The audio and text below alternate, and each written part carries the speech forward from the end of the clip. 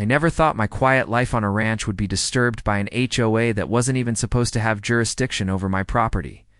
My family and I had moved out to the countryside precisely to avoid petty rules, power-hungry neighbors, and endless fines. But one summer afternoon, I discovered that sometimes trouble doesn't wait for an invitation at barges straight onto your land. It all started when a group of HOA board members decided that my ranch was an eyesore to the nearby subdivision. Apparently, the sight of my barns, pastures, and livestock was lowering property values. At first, I laughed it off. My land had been in my family for generations, long before their cookie-cutter neighborhood ever existed.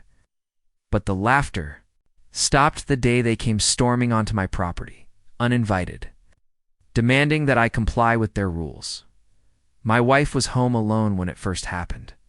3 board members marched past our gate, shouting about code violations and threatening her with fines. She called me, her voice shaking, and by the time I got home, they were already snapping photos of my cattle and barns like they owned the place. That was the moment I knew this wasn't going to end with a polite conversation.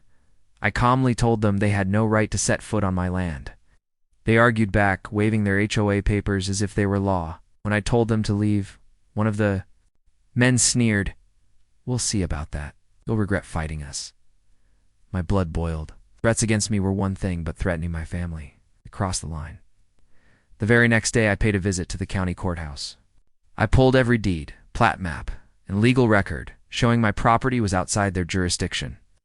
Then, I filed trespassing complaints against each board member. A week later, a sheriff knocked on their doors with legal notices in hand. Word spread fast through the subdivision. Suddenly, the HOA that loved to bully everyone else found itself in hot water.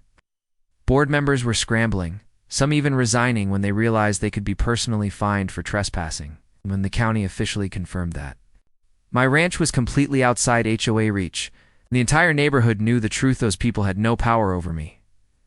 That night, sitting on my porch with my wife, I felt a deep satisfaction.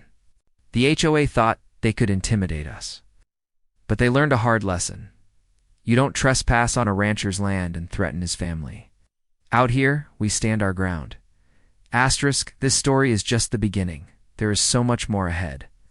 Subscribe to the channel to join me on this journey.